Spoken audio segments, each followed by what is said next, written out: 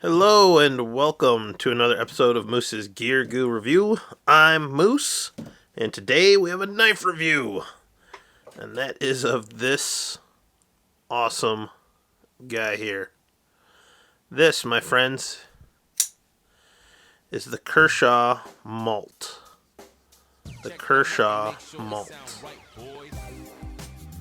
Alright, pretty unique blade from Kershaw.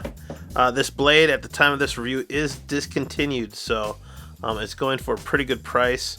But Google search it online. You can find it for under like 25 bucks at the time of this video. But we'll go over some specs. It is a very unique piece and a very cool looking piece that you could easily add to your collection if you're looking for something to kind of jazz up your collection. The overall length is 7.25 inches. The blade length is 3 inches. The blade thickness is 0.1 inches thick. The overall handle length is 4¼ inches, and the handle thickness is 0.44 inches thick. The overall weight on this guy is 4.6 ounces. Alright guys, so here it is. This is the biggest brother of the three kind of brew related knives from Kershaw in this series. I did pick these up for a good price, or this one specifically and the others as well, and they weren't that bad of a price when they were brand new either. So this one by far is the most unique looking in my opinion, but we'll start with the blade, which I believe is one of the more unique things. So we have this interesting blade. Part of it is a very interesting blade shape. It's like a tanto with the reverse tanto drop point. I don't know. It's very, very unique. Haven't really seen in another blade like this. At least I've never handled one or got to use one. But it is a plain edge blade. We have a hollow grind, and it has kind of this double angle here. So you have that flat at the bottom and then it angles up. So there really isn't belly. But the blade bevel, the secondary bevel here, continues through, so you can sharpen it with a pull-through sharpener. You just kind of have to angle and then angle to kind of hit those angles. Otherwise, like the Spyderco Work Sharp or whatever it is with the rods works really nice, or you could easily do it with the stone on both those flats. But yeah, really interesting blade. We have a PVD coating on the one side, and then you have the satin polished flats. Really give it another kind of interesting perspective. Besides the angles themselves, now you have these two different contrasting tones, which is pretty cool. And then you also have like this fake swedge up here. And initially at times, this almost looks like a nail nick, depending on the light. There is no jimping up top. And on the reverse side, you have Made in China, GTC design. I think that stands for like Gustavo T. Cecchini or Caccini, but that's the designer's name, and really cool piece. So besides such an interesting blade, I mean, you do have like this kind of finer ricasso here. So if you want to kind of bite up when you're using it, you can. The other thing with the blade shape is typically when you're doing like a draw cut, you're cutting with the point, but because you have that intersection between the two flats, you can just kind of use that as your draw point as well. And then for cutting, as far as like chopping, you can almost just chop things this way. So here, I guess I'll show you. You know, straight down, except for maybe on that piece, but yeah, that's how I'd cut. And then for carving, you have that flat here. Man, I should just demonstrate with toothpicks, 'cause that's pretty awesome, huh? And if you want, you can kind of do the double thumb here on this one part here.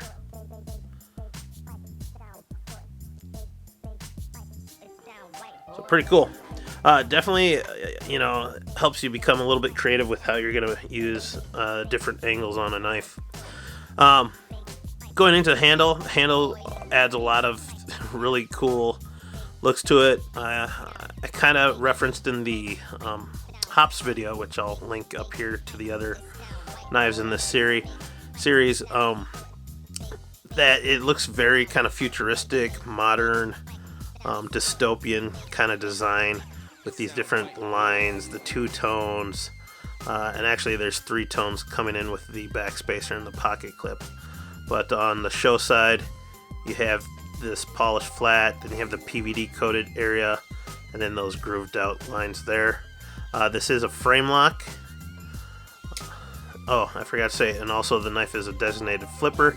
And the thing that connects these all, the knives in the series, are that each one has a bottle cap lifter, a bottle opener on it. That this one, similar to the Hops, have basically the same, but this has some jimping on it. This one doesn't, and works as a flipper. It is a spring-assisted knife, and this one flies out really, really nicely. Has a lot of pow behind it, just snaps out. And then, so we have the frame lock, and then we also have this nice anodized blue pocket clip, as well as backspacer that give it the third tone and just a pop of color. But the design just really catches your eye. We do have some jimping down here at the bottom, and you got that nice finger choil, and you're able to access that lock. I will say, if you look, there is only one liner on the one side here, and that's to house the spring assist mechanism in the knife, and then the other side is the frame lock. So they tried to lighten the load a little bit, and it is under 5 ounces. This could have been a little bit heavier, so pretty sweet. So to just look at the other knives in this set, the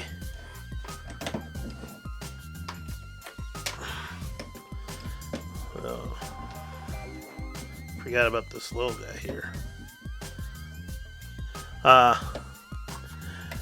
These knives are all kind of the same series. They all have bottle openers, but these two knives definitely seem to be tied in with the design. And then the, what is this little guy? So we have the Malt, the Hops, and the Pub. This is the Pub. The Pub I love. Friction folder, awesome. But those are the three in the series, all under 20 bucks now, I think, at this point. So if you can find them, definitely pick them up. I'm not sure if this one's discontinued. This one's pretty popular. I have two of these myself. But definitely check the links down below, and I'll leave links to any sites that still have these in stock. So be sure to check those down below. All right, enough of these. See, this one has that blue pocket clip too, so pretty sweet. So let's compare this big guy to some of these other knives. We will compare. Here, we'll get a Delica. We'll use Civivi Dogma, and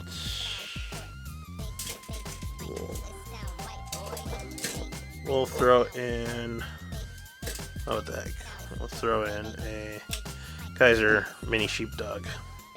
Actually, we'll throw in this one. Sheepdog, Vanguard Sheepdog, there we go. Alright, so as you can see, blade length wise, it's 3 inches, similar to the Delica. The Sheepdog and the Civivi are about a 1/2 inch bigger handle wise. The handle's pretty similar, but just a little bit shorter than the Dogma and the Kaiser.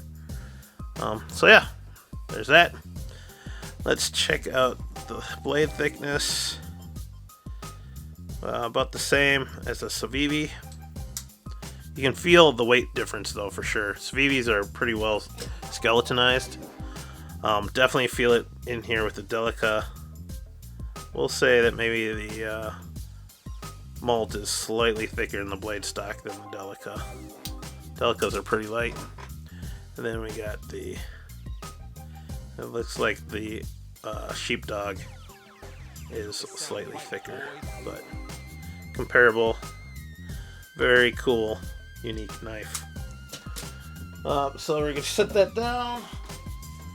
Oh man, Where's my glove? Alright, I'll have to use this one, I guess. This is a first.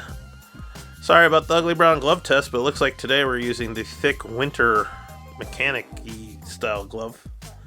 Oh no.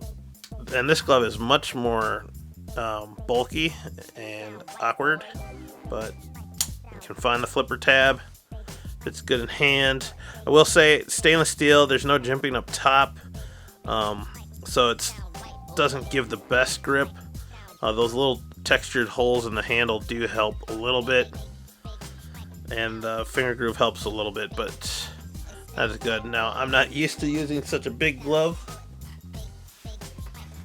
big bulky glove, but it is what it is. So, can I find the flipper? Yes. Can I open and close it one-handed? Yes. So, does it pass? Yes. What'll I give it? I'll give it a B minus.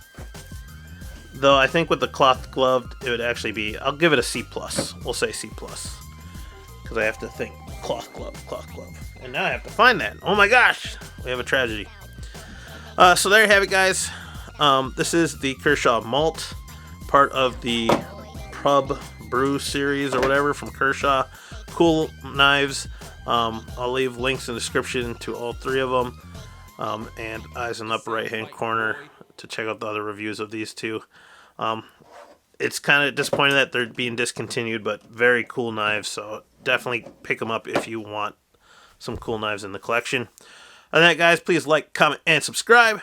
Check out my other videos. Leave your thoughts on what you think about this knife, if you'd actually carry it or if you like it. And yeah, other than that, peace, and I'll see you outside. Bye.